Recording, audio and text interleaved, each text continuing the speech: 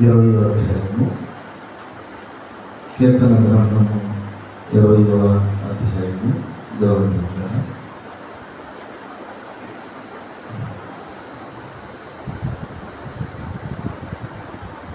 5వ వచనాన్ని నేను చదువుతాను, జాగ్రత్తగా గమనించండి. కీర్తన గ్రంథం 20వ అధ్యాయం 5వ వచనం. యెహోవా, నీ రక్షణ బట్టి మేము జయోత్సాహము చేర్చున్నాము. మా దేవుని నామం బట్టి మా ధ్వజము ఎత్తుచున్నాము. నీ ప్రార్థనలన్నీ యెహోవా సఫలపరచును. ప్రార్థన చేసుకున్నాం. మహాపరిశుద్ధుడా, నీ వందనాలు. ఘనమైన ప్రశస్తమైన నామముకు స్తోత్రాలు తెలియజేస్తూ ఉన్నాం. నేను ఈ శుక్రవారం ఉపవాస ప్రార్థన కోరికలో నేను మమ్మల్ని జ్ఞాపకం చేసుకున్నందుకు మీకు స్తోత్రాలు. మిమ్మల్ని ఆరాధించడానికి, నా నామాన్ని మహిమపరచడానికి మేము దేవుని ఆలయంలో రావడానికి మీరు చూపించిన కృపను బట్టి మీకు స్తోత్రాలు. ఈ శుక్రవారం ఉపవాస ప్రార్థన కోరిక ద్వారా నాతోను మాతోను మీరు మాట్లాడాలని ప్రార్థన చేస్తున్నాను. నిలబడిన నన్ను కూర్చున్న నీ పిల్లలని వారిని చేతులు అప్పగిస్తూ వాక్యపు వెలుగులోంచి మమ్మల్ని దర్శించమని ఈ ప్రార్థన చేస్తున్నాను, నడుచున్నాను తండ్రి.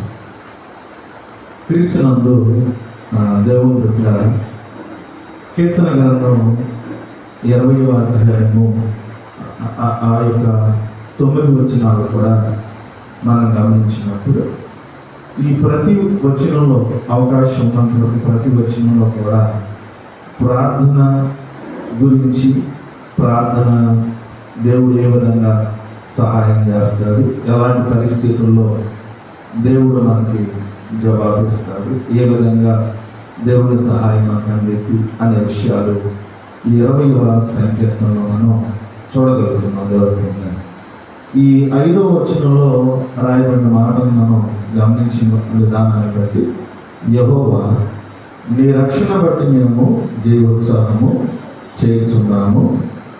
మా దేవుని నామమును బట్టి మా ధ్వజము ఎత్తుచున్నాము. నీ ప్రార్థనలన్నీ యెహోవా సఫలపరచును. అంటే ఎన్ని ప్రార్థన అంశాలను మనం కలిగి ఉన్నామో ప్రతి ఒక్క ప్రార్థన అంశాన్ని కూడా దేవుడు మనం ఎన్ని ప్రార్థనలు చేసామో ప్రతి ప్రార్థనను కూడా దేవుడు ఏం చేస్తాడు? సఫలపరుస్తాడు. అంటే మనం విఫలం అవుతూ ఉంటాం. విఫలం అవడం అంటే కొన్ని విషయాల్లో మనం విజయాన్ని లేకపోతే ముందుకు వెళ్ళలేని పరిస్థితులు ఉంటాయి మన జీవితంలో. అయితే మన జీవితంలో విఫలం అవుతున్నటువంటి పరిస్థితుల్లో దేవుడు మనకి ఆ సఫలం చేయాలంటే మనకు ఒకే ఒక ఆయుధము లేకపోతే ఒకే ఒక ఆధారం ఏమో చెబుతుంది? ప్రార్థన బైబిల్ సెలవిస్తాము. చూడండి, దావీదు మహారాజు ఈ 20వ సంకీర్తన యొక్క ముఖ్య ఉద్దేశం ఏంటంటే తమను బెదిరించే శత్రువులను అణచడానికి రాజు యుద్ధానికి వెళ్ళే ముందు ఈ కీర్తనను ఆయన రాసినట్టుగా మనం చూడగలుగుతున్నాం. అయితే బైబిల్ ఏమని చెబుతుంది అంటే ఏ ప్రార్థన అంశాలైనా దేవుడు ఏం చేస్తాడు? మనకు సఫలము చేస్తాడు. ఎన్ని అంశాలున్నా ప్రతి ప్రార్థనకు దేవుడు ఏమిస్తాడు? జవాబు ఇస్తాడు. చూడండి, 20వ అధ్యాయం 1వ వచనంలో రాయబడింది ప్రార్థన అనే దాని గురించి గమనించి, ఇక్కడ ఆపత్కాలం నందు యెహోవా నీకు ఉత్తరము ఇస్తున్నా. అంటే ఇక్కడ 5వ వచనంలో నీ ప్రార్థనలన్నీ ఏమవుతాయి? సఫలమవుతాయి. మొట్టమొదటి గురించి చెప్తూ దీనిలోనే చెప్తూ ఎలాంటి ప్రార్థన? నీ ప్రార్థన మొదటి ప్రార్థన ఆపత్కాలం. మొదటి ప్రార్థన ఆపత్కాలం అంటే ఆ కష్ట సమయం వచ్చినప్పుడు మీరేం చేస్తారు? ప్రార్థన చేస్తారు. ఆపత్కాలం వచ్చినప్పుడు మనం ప్రార్థన చేస్తే ఆపత్కాలం దేవుడు ఏం చేస్తారు? మన సహాయము చేస్తారు. అంటే ఇశ్రాయేలు ప్రజలు కానాను వెళ్ళడానికి సిద్ధపడుతున్నటువంటి సందర్భాలు మొట్టమొదటిగా వారికి సముద్రం వచ్చినట్టుగా మనం చూడగలం. సముద్రం వచ్చినప్పుడు మోషే ఆగిపోయి ఏం చేస్తున్నాడు? ప్రార్థన చేస్తున్నాడు. ఎందుకని? సాగిపోవాలని ఆ సమస్య నుంచి దేవుడు విడిపించాడు. వెనకాల చూస్తే సైన్యం వస్తూ ఉంది, ఆపత్కాలం వచ్చేసింది. ఆపత్కాలం రాగానే మొరపెట్టడం ఏం చేస్తాడు? ప్రార్థన చేస్తాడు. అంటే ఆ ఆపత్కాలమున నువ్వు ప్రార్థన చేసినప్పుడు ఆపదలో ఉన్న ఎవరి ప్రార్థన అయిన దేవుడు ఏం చేస్తాడు? సఫలము చేస్తాడు. అది అనారోగ్యం కావచ్చు, ఆ కష్ట సమయం కావచ్చు, ఎటువంటి పరిస్థితి అయినా కావచ్చు. ఆ బైబిల్లో ఏం చెబుతుందంటే ఆపత్కాలం ఏం చేస్తాడు? దేవుడు సహాయము చేస్తాడు. దేవుడు సహాయము చేస్తాడని బైబిల్ మనకి స్పష్టంగా తెలియజేస్తుంది.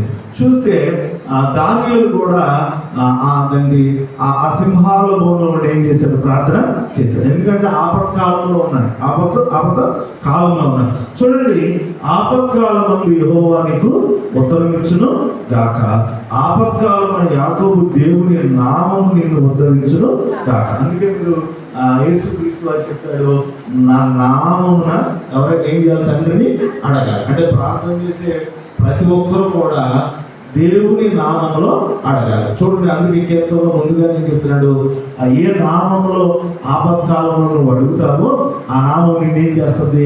ఉద్ధరించింది. ఆ నామం ఏం చేస్తుంది? నిన్ను ఉద్ధరించడం అంటే నీకు సహాయం చేసింది, నీ ఆపద నుంచి నీకు ఏం చేస్తుంది? విడుదల చేసింది, నీకు సహకారంగా ఉంటుంది అనే మాట చాలా స్పష్టంగా చెప్తున్నాడు. అయితే 5వ వచనంలో మనం యెహోవాని ప్రార్థనలన్నీ కూడా సఫలము చేస్తాడు. ఎక్కడి నుంచి చేస్తాడు? ఇప్పుడు 2వ వచనానికి వచ్చేటప్పటికి పరిశుద్ధ స్థలములో నుండి ఆయన ఏం చేయాలనుకున్నాడు? నీకు సహాయము చేయాలి. అంటే ప్రార్థన ముఖ్యంగా దేవుడు ఎరిగినటువంటి వారికి ప్రార్థనకు సంబంధించినటువంటి స్థలాలు బైబిల్ చెబుతా ఉన్నాను. ప్రార్థన గురించిన స్థలాలు చెబుతారు. ఒకటి, మన గృహంలో ఉన్నప్పుడు ఆ గదిని ఏర్పాటు చేసుకోండి, వ్యక్తిగత ప్రార్థన చేయండి అని రాయబడింది. అంటే ప్రార్థన టవర్స్ అంటే ప్రత్యేకమైన టవర్స్ ఏమో అవసరం లేదు, మీకోసం ప్రత్యేకమైన టవర్స్ అవసరం. పాత నిబంధన గ్రంథంలో సొలొమోను మందిరం కట్టేటప్పుడు దేవుడు ఒక మాట చెప్పాడు. ఏమని చెప్పాడు? నా పేరు పెట్టబడిన మందిరంలో జనులు తగ్గుతాము తగ్గించుకుని ప్రార్థన చేయడానికి వచ్చినప్పుడు వారి పాపమును విడిచిపెట్టినప్పుడు వారి ప్రార్థనలు ఏమేమి ఇస్తాను? జవాబు ఇస్తాను. అందుకంటాడు, అన్యజనులకు నీ ప్రార్థన, నీ యొక్క మందిరము ప్రార్థన మందిరం రాస్తాడు. అన్యజనులు అంటే మనమే, అంటే ఇశ్రాయేలు కాదు, మనం యూదులు కాదు, దేవుని బిడ్డలారా, మనమే అన్యజనులు. అంటే దేవుణ్ణి ఎరిగాం, కానీ ఇప్పుడు అన్యజనులు అయినప్పుడు మనం ఎవరిని ఎరిగాం? దేవుణ్ణి ఎరిగాం. మనకి ఆయన ప్రార్థన చేయాల్సిన స్థలం ఉంది అని రాయలేదు. అందుకని ఈ శుక్రవారం ప్రార్థనలు, కొన్ని ఉపవాస ప్రార్థనలు ఏం చేశారు? సేవకులు ఏర్పాటు చేశారు దేవుని ఉద్దేశంతో. ఇక్కడ రాసిన మాటలు మనం గమనిస్తే పరిశుద్ధ స్థలములో ఆయన ఏం చేస్తాడు? నీకు సహాయము చేస్తాడు. అంటే దేవాలయంకి వచ్చి దేవుడి దగ్గర ప్రార్థన చేసినప్పుడు దేవుడు ఏమిస్తాడు? నీకు జవాబు ఇస్తాడు. అంటే పాత నిబంధన గ్రంథంలో దేవాలయం యొక్క ప్రాముఖ్యత తెలియజేస్తుంది. దేవుడు ఎక్కడ ఉంటాడు? పరిశుద్ధాలయంలో. అక్కడ రాయబడిన మాట మీరు చదివితే 2వ వచనం మీరు గమనిస్తే అక్కడ రాయబడిన మాట దేవుడు 2వ వచనం చూడండి, పరిశుద్ధ స్థలములో నుండి ఆయన సహాయం చేసేది ఎక్కడంట? పరిశుద్ధ స్థలం అంటే దేవుని ఆలయం. పరిశుద్ధ స్థలం అంటే దేవుని ఆలయం. యేసుక్రీస్తు వారు కూడా ఆయన ఒక ప్రదేశాన్ని ఏర్పాటు చేసుకున్నాడు. అదన్నా ప్రదేశాన్ని రాత్రికాల సమయంలో ఒలివ కొండలో గెత్సేమనే కొండల కాడ ఆయన ఏం చేశాడు? ప్రార్థన చేశాడు. అంటే ప్రతి మనిషి కూడా ఒక స్థలం ఏర్పాటు చేసుకుని ఆ స్థలంలో నీకు ఏ సహాయం కావాలని అడుగుతున్నావో ఆ సహాయం గురించి అడిగినప్పుడు దేవుడు నీవు పరిశుద్ధ స్థలంలో నుంచి నువ్వు ప్రార్థన చేస్తున్నప్పుడు నీ ప్రార్థనకి ఏమిస్తాడు? జవాబు ఇస్తాడు. అంటే నువ్వు పరిశుద్ధ స్థలంలో ఉండి ఆయన నువ్వు ఆపదలో ఉండి, లేదా నీ అవసరతలో ఉండి, నీ అక్కర్ల గురించి ఏదైతే దేవుని ఆలయానికి వచ్చి నువ్వు అడుగుతావో, నువ్వు ఆ స్థలంలో నుండి అడుగుతున్నప్పుడు ఆ స్థలంలో నుండి ఎవరు జవాబు ఇస్తారు? దేవుడు జవాబు ఇస్తాడు. మీకు సందర్భంగా చెప్తాను. ఇప్పుడు ఈ ఎస్సీ గారిని కలవాలనుకోండి, వాళ్ళ గృహాలకు వెళ్ళాలి, లేదా వాళ్ళ ఆఫీసులకి వెళ్ళాలి. మనం అంతే. అంటే ఎక్కువగా ఆఫీస్కి వెళ్ళాలి మనం. వాళ్ళ ఆఫీసులోనే మనం ఏం చేయగలుగుతాం అని కలగలుగుతాం. మరి ప్రార్థన అవసరం ఉన్నవారు ఎక్కడికి రావాలి? దేవుని ఆలయం దగ్గరికి రావాలి, దేవుడి దగ్గరికి రావాలి. దేవుడి దగ్గరికి వచ్చి మీరు ప్రార్థన చేయండి, మీరు ప్రార్థన చేయండి. ఆయన పరిశుద్ధ స్థలంలో నుండి ఏం చేస్తారు? సహాయము చేస్తారు. కీర్తన గ్రంథం చూడండి దేవుని బిడ్డలారా, 73వ సంకీర్తనలో దేవుని బిడ్డలారా 17వ వచనంలో రాయబడినటువంటి మాట మనం చూడగలుగుతున్నాం. కీర్తన గ్రంథం 73వ అధ్యాయము 17వ వచనంలో మనం చూడగలుగుతున్నాం. జాగ్రత్తగా గమనించండి. నేను దేవుని పరిశుద్ధ స్థలములోకి పోయి చూడండి, ఇక్కడ కీర్తనకారుడు ఆయనకున్న అనుభవాలు మనకున్న అనుభవాలు అంటే ఎవరో ఆయన ఇబ్బంది పెట్టారు, లేకపోతే ఎవరో శత్రువుల వల్ల ఆయనకి ఇబ్బంది కలుగుతుంది, ఏదో ఒక విధానం ఆయనకి కలిగింది, లేకపోతే అక్కడ ఉన్నటువంటి గ్రంథకర్తలకు ఉన్న పరిస్థితులు బట్టి వారు దేవుని ఆలయానికి వెళ్ళి వారి సమస్యలు చెప్పుకుని వారి అంతం గురించి ఏం చేస్తున్నారు? ధ్యానము చేస్తారు. అంటే డాక్టర్ గారి దగ్గరికి వెళ్ళి డాక్టర్ గారి దగ్గర మన సమస్యలు చెప్పుకోవాలి, మన హెల్త్ సమస్యలు చెప్పుకోవాలి. దేవుని దగ్గరికి వచ్చిన తర్వాత మన పర్సనల్ సమస్యలు ఎవరి దగ్గర చెప్పుకోవాలి? దేవుని దగ్గర. ఎవరి వల్ల ఉద్యోగంలో లేకపోతే నీ పరిస్థితుల్లో, నీ కుటుంబంలో ఏదైనా నీకు ఇబ్బంది కలిగించే వాడు ఒకవేళ అనిపించి నిన్ను బాధ కలిగిస్తున్న వాడు అనిపిస్తే ఏ పరిస్థితి అయినా కావచ్చు, ఎక్కడ వచ్చి చెప్పుకోవాలి? మనం దేవుని దగ్గర చెప్పుకోవాలి. చూడండి, కొంతమంది రాజకీయ నాయకులు కూడా ప్రజా దర్బార్ అని చెప్పి ఏం చేస్తున్నారు? ఏర్పాటు చేస్తున్నారు. అంటే నాయకులు కావడానికి, నాయకుల దగ్గర వారి సమస్యలు చెప్పుకోవడానికి. దేవుడు మనకి ఇచ్చినటువంటి స్థలం దేవుని ఆలయం, దేవాలయం. దేవుని ఆలయానికి వచ్చి మనం ప్రార్థన చేసి, నీ ప్రార్థన ఎలాంటిదైనా ఒక్కొక్క ప్రార్థన అంశం గురించి నువ్వు దేవుని దగ్గర ప్రార్థన చేయడం ప్రారంభించినప్పుడు ఆయన అంటున్నాడు, ఆ యొక్క ప్రార్థన ఏమిస్తాడంటే జవాబు ఇస్తాడు అని బైబిల్ గ్రంథం చాలా స్పష్టంగా తెలియజేస్తుంది. మీరు గమనిస్తే షీలోహు అనేటువంటి మందిరానికి వెళ్ళి హన్నా ప్రార్థన చేసుకుంది, తన సమస్య దేవునికి చెప్పింది. దేవుడు ఏం చేశాడు? అదే మందిరంలోంచి ఏలి ద్వారా మాట్లాడి నీకు బిడ్డలు దేవుడు దయచేస్తాడు అనే మాట చెప్పాడు దేవుని బిడ్డ. అంటే క్రైస్తవ జీవితంలో దేవుని ఆలయంలోకి వెళ్ళి మనం ప్రార్థన చేసినప్పుడు దేవుని ఆలయంలోంచి దేవుడు ఏమిస్తాడు? మనకు జవాబు ఇస్తాడు. అది వాక్యం ద్వారా ఇవ్వచ్చు, లేదా మనోధైర్యం ద్వారా ఇవ్వచ్చు, నీ విశ్వాసం ద్వారా ఇవ్వచ్చు, నీకున్న పరిస్థితులు బట్టి దేవుడు ఎలాగైనా నీతో మాట్లాడి నిన్ను ధైర్యపరచవచ్చు అని బైబిల్ గ్రంథం చాలా స్పష్టంగా మనకి తెలియజేస్తుంది. 2వ దినవృత్తాంతాల గ్రంథంలో 20వ అధ్యాయంలో దేవుని బిడ్డలారా, 2వ దినవృత్తాంతాల గ్రంథంలో 20వ అధ్యాయంలో దేవుని బిడ్డలారా 8వ వచనంలో రాయబడినటువంటి మాటను మనం గమనించాం. 20వ అధ్యాయంలో 8వ వచనం దేవుని బిడ్డలారా, వారు అందులో నివాసం చేసి కీడైనను యుద్ధమైనను తీర్పైనను. చూడండి, అందులో నివాసం చేయడం అంటే దేవుని మందిరం, ఇంకంతే దేవాలయం అన్నమాట. అందులో నివాసం చేసి కీడికైనను యుద్ధమునికైనను తీర్పైనను తెగులైనను కరువైనను మా మీదకు వచ్చినప్పుడు మేము ఈ మందిరం ఎదుట ఈ మందిరం దగ్గర ఉండి ఎక్కడ నిలబడాలి?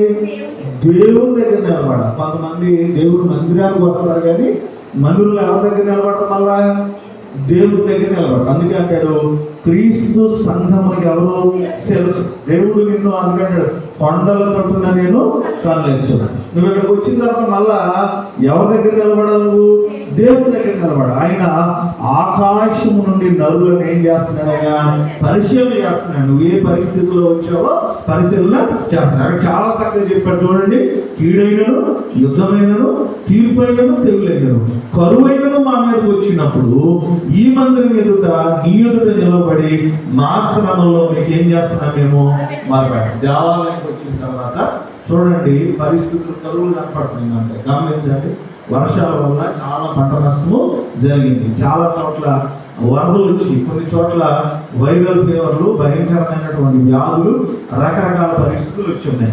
ఇలాంటి పరిస్థితుల్లో మనకి ఆధారం ఏంటన్నాడు? దేవుని ఆలయం, దేవుని ఆలయం దగ్గరికి రండి.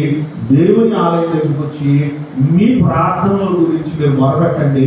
మీరు పెట్టిన మొరబట్టి ఆయన ఆకాశం నుండి పరిశుద్ధ ఆలయం నుండి మీకు ఏం చేస్తారు? సహాయము చేస్తారు. అందుకే చూడండి 2వ వచనంలో 20వ అధ్యాయం 2వ వచనంలో రాయబడిన మాట, పరిశుద్ధ స్థలములో నుండి ఆయన నీకు సహాయము చేయగాక, సియోనులో నుండి నిన్ను ఆదుకుంటారు. ఈ దేవాలయం గురించి ఏ ప్రార్థన అయితే మనం చేశామో పరిశుద్ధ స్థలంలో ఖచ్చితంగా మనం ఆదుకుంటాడట.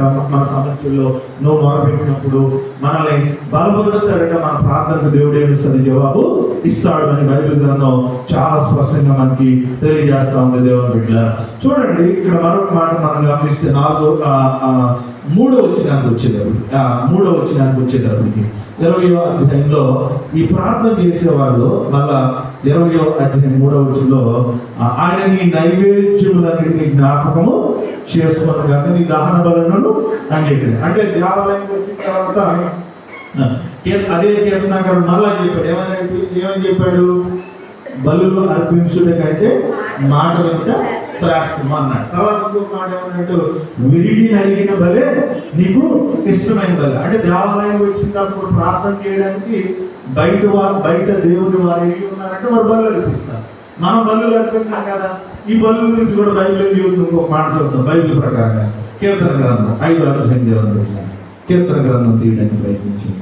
5వ అధ్యాయము దేవుని బిడ్డలారా, 5వ అధ్యాయం దేవుని బిడ్డలారా, 3వ వచనం దయచేసి గమనించండి. యెహోవా ఉదయమున నా కంఠస్వరము నీకు వినబడును, ఉదయమున నా ప్రార్థన నీ సన్నిధిని సిద్ధము చేసి కాచి ఉంటాను. అంటే దేవుని ఆలయానికి వచ్చి బలి అర్పించడము అనే దాన్ని బట్టి ఆ బైబిల్ ఏం చెబుతుందంటే విరిగి నలిగిన బలి నీకు ఇష్టమైనది. నువ్వు ఏ సమస్యలలో అయితే నలిగిపోయి ఉన్నావో ఆ సమస్యలను దేవుడికి ఏం చేయాలి? మనం వినిపించాలి. దేవుని ఆలయం నుంచి మనం వినిపించాలి. నీ ప్రార్థనలన్నీ ఎవరికి చెప్పాలి? మనం దేవుడికి చెప్పాలి. అంటే బలి అర్పించడం అంటే మీరు ప్రార్థన చేసేటప్పుడు 51వ సంకీర్తన మనకు అర్థమైపోద్ది. ఆయన ఏ విధంగా బలి అర్పించాడో 51వ సంకీర్తన మనకు అర్థమైపోద్ది. 51వ సంకీర్తన గురించి చెప్తూ ఆయన బలి అర్పించుకుంటున్నాడు. ఆయన దేవుని దగ్గర విరిగి నలిగినటువంటి బలిగా తాను ఏం చేస్తున్నాడు? సరిదిద్దుకున్నాడు. ఎలా సరిదిద్దుకున్నాడు? 2వ వచనం నుంచి చూస్తే మనకు అర్థమైపోద్ది. ఆ విరిగిన నా దోషము పోవునట్లు నన్ను బాగుగా కడుగుము, నన్ను పాపం పోవునట్లు నన్ను 7వ వచనం వచ్చేటప్పుడు హిమము కంటే ఇసోపుతో నా పాపములను పరిగణ. అంటే దేవాలయానికి వచ్చిన తర్వాత బలి అర్పించడం అంటే రోమిలకు రాసిన 12వ వచ్చిన ఆయన అంటాడు. ఏమంటాడంటే సజీవ యాగంగా మిమ్మలను అంటే దేవుని ఆలయానికి వచ్చి నువ్వు బలి అర్పించడం అంటే మొట్టమొదటిగా నీ పాపము నిమిత్తం ఏం చేయాలి? ప్రార్థన చేయాలి. పాపము లేకుండా హృదయ శుద్ధి కలిగి ఏం చేయాలి? దేవుని దగ్గర మనం ప్రార్థన చేయాలి. బైబిల్ మనకి ఏం చెప్తుందంటే ధర్మశాస్త్రమును పెడచెవిని పెట్టు అని ప్రార్థన నేను ఆగాను. అంటే దేవుని దగ్గరికి వచ్చి నీ హృదయం శుద్ధి చేసుకోకుండా నీవు బలిగా దేవునికి సమర్పించుకోకుండా నువ్వు ఏ ప్రార్థన చేసినా కూడా దేవుడు ఏమివ్వడు? జవాబు ఇవ్వడు. అందుకే మనం దేవాలయానికి వచ్చిన తర్వాత మనం సిద్ధం చేసుకోవాలి. నాకు అది ఇది అని అడగడం తప్పని నేను అంటలేదు, కానీ మనలో లోపాలు మొట్టమొదటిగా దేవుని దగ్గర ఏం చేయాలి? మనం ఒప్పుకోవాలి. మనం ఏదో పరిస్థితుల్లో బలహీనమనుకుంటాం, మనలో లోపాలు అంటే అందుకంటాడు నా పేరు పెట్టబడిన మందిలో చెడులు తమ్ముతాము తగ్గించుకుని హెచ్చించుకోకుండా వారి చెడుతలను విడిచిపెట్టి వారి పాపమును మారినప్పుడు ఒప్పుకున్నప్పుడు అని బైబిల్ మనకి తెలియజేస్తుంది. అంటే దేవుని ఆలయానికి వచ్చిన తర్వాత నువ్వు అక్కడ 3వ వచనంలో ఆయన నీ నైవేద్యములన్నిటి జ్ఞాపకం చేసుకుని నీ దాని వల్ల అంగీకరించుకోవాలంటే నువ్వు ఎంత పశ్చాత్తాపడి పాపక్షమాపడి పొందుకుని ఎంతగా దేవుని దగ్గర నీ తప్పును ఒప్పుకున్నావో దాన్ని ఆయన అంగీకరిస్తాడు. దేవుని స్తోత్రం. దాన్ని ఆయన అంగీకరించి నీ ప్రార్థనకు ఏమిస్తాడు? జవాబు ఇస్తాడు అని బైబిల్ మనసు. 51వ సంకీర్తనలో దాని అర్థం ఏంటి అని అంటే 16వ వచనానికి వచ్చేటప్పుడు నువ్వు బలిని కోరేటువంటి దేవుడు బలి ఇప్పుడు మనం ఏదో ఆదివారం వేస్తాం, శుక్రవారం కానుక వేస్తాం ఇలా అనుకుంటుంది. ఏం కదా మనం ఆదివారమే వేస్తాం. మరి బలి అర్పించడం అంటే శుక్రవారం వచ్చి ప్రార్థన చేయడం అంటే నువ్వు దేవుడికి నువ్వు సమర్పించుకోవాలి. దేవుడికి నిన్ను నీలో ఉన్న లోపాలు దేవుడి దగ్గర సరిదిద్దుకుని పశ్చాత్తాపడి విరిగి నలిగినగా మనిషిగా నువ్వు ఆయన దగ్గరికి నిన్ను వెయిట్ చేసుకుని సిద్ధము చేసుకో. అప్పుడు అంటున్నాడు ఆ 4వ వచనం, ఎలాంటి పరిస్థితి వచ్చి నువ్వు ప్రార్థన చేస్తే నీ కోరికను సిద్ధింపజేసి నీ ఆలోచనను సఫలపరుస్తుంది. దేవుడి స్తోత్రం. అంటే ఒకటేంటి కోరిక, రెండోది ఏంటి ఆలోచన. అంటే కోరికలు ఆలోచనలు కొన్ని కోరికలు ఉంటాయి. మనం సహజంగా మంచి ఇల్లు కట్టుకోవాలి కోరిక ఉంటుంది, మంచి వాహనం కొనుక్కోవాలి, లేదా మంచి ఉద్యోగము చేయాలి, లేకపోతే రెండోది మంచి ఆలోచన ఉంటుంది, ఎలా చేయాలి ఎలాగో చేయాలి. ఈ కోరికలు ఈ ఆలోచనలు రెండింటిని కూడా దేవుడు ఏం చేస్తాడట, నెరవేరుస్తాడు. అందుకంటాడు ఆశ గల ప్రాణాన్ని దేవుడు తృప్తిపరుస్తాడు. అంటే గొంతు కోరికలు అంటే దేవుడికి విరుద్ధమైన కోరికలు అయితే దేవుడు తీర్చడు, కానీ దేవుడికి అనుకూలమైనటువంటి కోరికలు దేవుడు ఏం చేస్తాడు, ఖచ్చితంగా తీరుస్తాడు. అందుకే అంటున్నాడు నీ కోరికలను సిద్ధింపజేసి నీ ఆలోచన యావత్తు సఫలం. అందుకని అంటాడు కదా కీర్తనకారుడు, మళ్ళీ మొదటి అధ్యాయంలో ఏమంటాడు, కీర్తనకారుడు మొదటి అధ్యాయంలో ఏమంటాడు చూడండి, 3వ వచనంలో చక్కని మాట రాయబడింది. 3వ వచనం, మొదటి అధ్యాయం 3వ వచనం, అతడు నీటి కాలువల యోరను నాటబడినది, ఆకువాడక తన కాలమందు ఫలమిచ్చు చెట్టు వలె నుండును, అతడు చేయునదంతయు కూడా ఏం కాదు సఫలము. అంటే ప్రార్థన ద్వారా వెళ్ళినప్పుడు దేవుని ఆలయానికి, దేవుని దగ్గర నువ్వు ఏవైతే కోరుకున్నావో, దేవుని దగ్గర ఏదైతే ఆలోచిస్తున్నావో, నిన్ను నీవు సమర్పించుకుని ప్రార్థన చేస్తున్నప్పుడు నీ చిన్న లేదా పెద్ద ఏ కోరుకున్నా కూడా దేవుడు ఏం చేస్తాడు, సఫలము. మనం విఫలమైపోవడానికి తెలుసు కదా, మన పనులు అవ్వడానికి కారణాలు తెలుసు కదా, మనం ఒక్కొక్కసారి వెనకంజ వేయడానికి కారణాలు తెలుసు కదా, మనం ఒక్కొక్కసారి ఇబ్బంది పడుతున్న కారణాలు తెలుసు కదా. మరి ఈ కారణాలన్నింటిలో కూడా దేవుడు ఏం చేస్తాడంటే మనకు సహాయము చేస్తాడు. నీ కోరికలు నీ ఆలోచనలు ఆయన ఏం చేస్తాడు, సఫలము చేస్తాడంటాడు. అది చూడండి కీర్తనలో ఒక మాట రాయబడి చక్కని మాట, 145వ సంకీర్తనలో 19వ వచనంలో అంటాడు, ఆ 145వ సంకీర్తన 19వ వచనం, తన యందు భయభక్తుల గలవారి కోరిక ఆయను దేవుని స్తోత్రం. ఎంత చక్కని మాట తెలుసండి, ఆయన తన యందు భయభక్తులు గల వారి కోరిక నెరవేరుస్తాడు. నీకు ఏది కావాలన్నా దేవుడు ఏం చేస్తాడు, సహాయము చేస్తాడు. ఆయన అడిగితే, ఆయన దేవాలయం వచ్చి నువ్వు ప్రార్థన చేస్తే ఆయన అడిగితే నీకు ఇచ్చే దేవుడు అని బైబిల్ మనకి సెలవిస్తూ ఉంది. నీ కోరిక. అందుకే మొదటి యోహాను చూడండి, మళ్ళీ ఒక్కోసారి 5వ అధ్యాయం 14 వచ్చిన చదవండి అమ్మ. మొదటి యోహాను 5వ అధ్యాయం 14 వచ్చిన చదవండి. అక్కడ మొదటి యోహాను అమ్మ, ఆయనను బట్టి మనకు ఉన్నటువంటి ధైర్యం ఏంటంటే ఆయన చిత్తానుసారంగా మనం ఎవరి చిత్తానుసారంగా, దేవుడి చిత్తానుసారం. ఏమంటే మీకు మనకు మాట అర్థం కాదు. మా పిల్లలు చిన్న పిల్లలు అనుకోండి, ఒకవేళ మగ పిల్లలు ఎవరైనా మనకు ఉన్నారనుకోండి, చిన్న వయసులో వచ్చి నాన్న నేను బయటకు చదువుతానంటే మనం ఇస్తాం, ఏమో బయటకు చదువుతానంటే ఆ డిగ్రీ చేస్తూ లేకపోతే ఇంజనీరింగ్ చేస్తూ లేకపోతే పెద్దవాడు అయ్యాడు అనుకోండి మనం బయటకు ఇస్తాం. మరి చిన్నపిల్లవాడు అనుకోండి ఎందుకేమో మనం ఎందుకేమో దానివల్ల ఏం కావచ్చు, అతడు ప్రమాదం పడవచ్చు, యాక్సిడెంట్ అవ్వచ్చు, లేదా ఇబ్బంది కలగవచ్చు, ప్రాణాపాయ స్థితి కాదు. దాన్ని దాన్ని నడిపే శక్తి సామర్థ్యం బలం అతనికి ఏం లేదు కాబట్టి మనం అలాగే దేవుడు కూడా ఆయన చిత్తమైంది నీకు నష్టం కానిది ఏదైనా ఉంటే నువ్వు అడిగేవనుకో, దానివల్ల నీకు బెస్ట్ అంటే ఖచ్చితంగా దేవుడు ఏం చేస్తాడు, ఇస్తాడు. దేవుడికి స్తోత్రం. ఇప్పుడు కొంతమందికి మనకి డబ్బు లేదనుకోండి, మనం ఏం ఫీల్ అవ్వం. మన డబ్బు ఉంటే ఏం చేస్తాం మనకు తెలియదు అనుకోండి, ఆయన కూడా అనమాట. దేవుడికి స్తోత్రం. మనం కొన్నిసార్లు మనం పొందుకోలేని మనం ఇబ్బంది పడేది ఆయన మనకి ఇవ్వడు. అందుకంటాడు మనం ఏమి అడిగినను ఆయన మన మనవి ఆలకించును, మనం ఎరిగిన ఎడల మనం ఆయన వేడుకునేవి మనకు కలిగినవని ఎరుగుదము. దేవుని స్తోత్రం. ఏది అడిగినా కూడా నీ కోరికలు అన్నాడు, దేవుని దగ్గరికి వచ్చి దేవుని చిత్తమైన ప్రతి కోరికను కూడా మీరు ఏం చేయొచ్చు, నెరవేర్చవచ్చు. దేవునికి స్తోత్రం.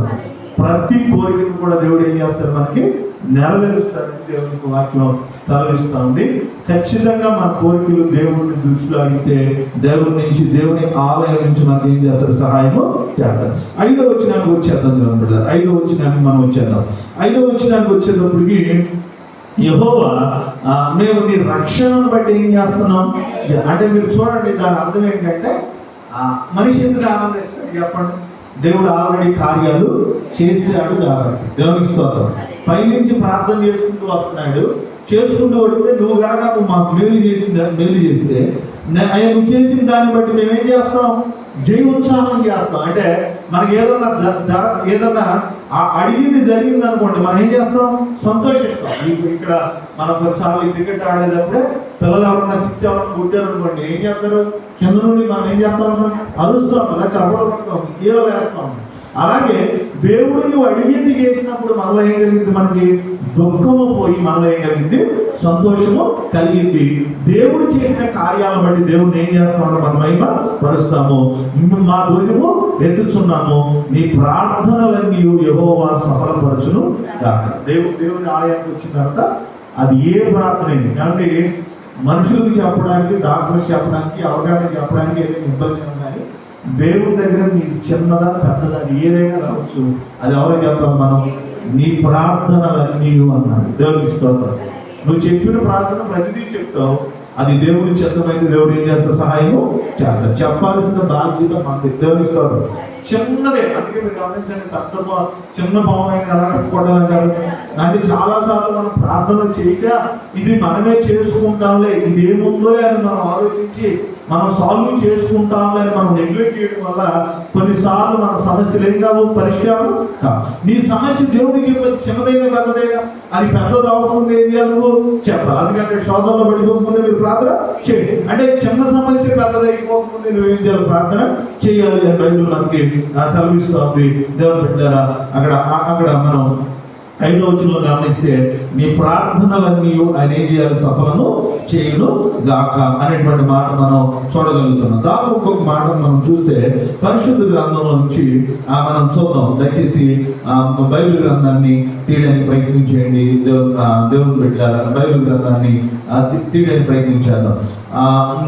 కీర్తన గ్రంథం 13వ అధ్యాయము 5వ వచనం. కీర్తన గ్రంథం 13వ అధ్యాయము 5వ వచనం. దేవుని బిడ్డ ఎందుకనగా కీర్తన 13 అయితేనమ్మా